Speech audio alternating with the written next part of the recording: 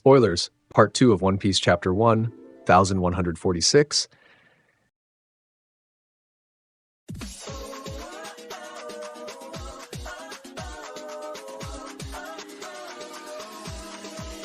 Let's get straight to it with even more incredible spoilers for One Piece Chapter 1, 1146. But before diving into the content, here's the usual reminder. If you enjoy the channel and want to stay updated on everything happening in the world of One Piece, don't forget to leave a like, subscribe, and turn on notifications so you never miss anything. Now let's talk spoilers, and these are some really interesting ones. As previously mentioned by the main leaker, he will no longer provide full summaries as he used to. Instead, he'll release separate parts, with the second part offering a more detailed continuation of the chapter. However, there's still a chance that another leaker may post a full summary, so stay tuned, because if that happens, you can be sure I'll bring it here right away. With that out of the way, let's dive into what we've got, and trust me, it's intense. We begin with Nami, who accuses Gunko of being one of the human intruders. Gunko, however, coldly replies that she is not a human. She is a goddess. Nami then launches an attack, but Gunko effortlessly uses a technique called Aloe, Arrow Edge, to redirect Nami's own attack back at her. She does the same with attacks from Jinbe and Brook, effortlessly deflecting them with pinpoint precision. Following this, Gunko delivers a powerful and ominous speech. She claims that the world was supposed to end suddenly and quietly, with no one realizing it. However, a few brilliant humans, Clover, Olvia, and Vegapunk, managed to sense what was coming and tried to warn the entire world. Gunko then boldly declares, "Now that everyone knows, an immense war that will engulf the entire world is about to begin. And when that happens, there is one vital question worth asking. Whose side will the giants take?"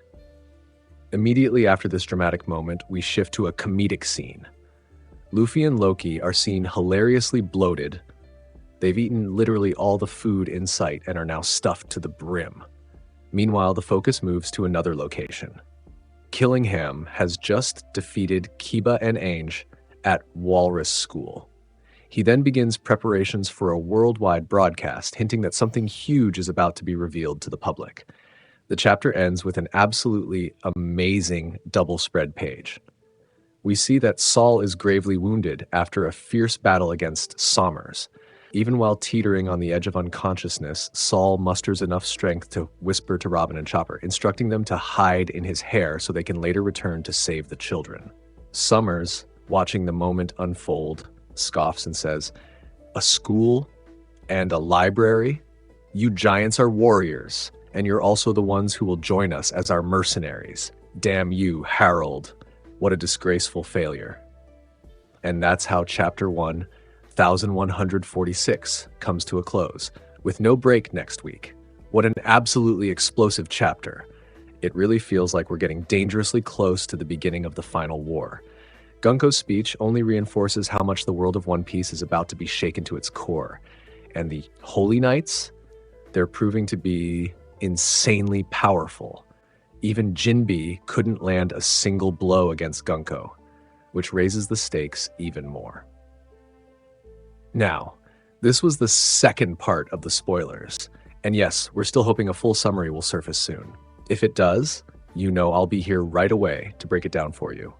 And if not, remember that tomorrow we'll have the scans available, and I'll be sure to bring you a narrated version of the chapter as quickly as possible. I always want you all to be fully up to date on everything happening in One Piece. So, what did you think of this second part? Did it raise your hype for the chapter? What's your opinion on the Holy Knight's overwhelming power? Let me know in the comments. And if you enjoyed this video, don't forget to drop a like, subscribe, and hit the notification bell. See you in the next one. Thanks for watching.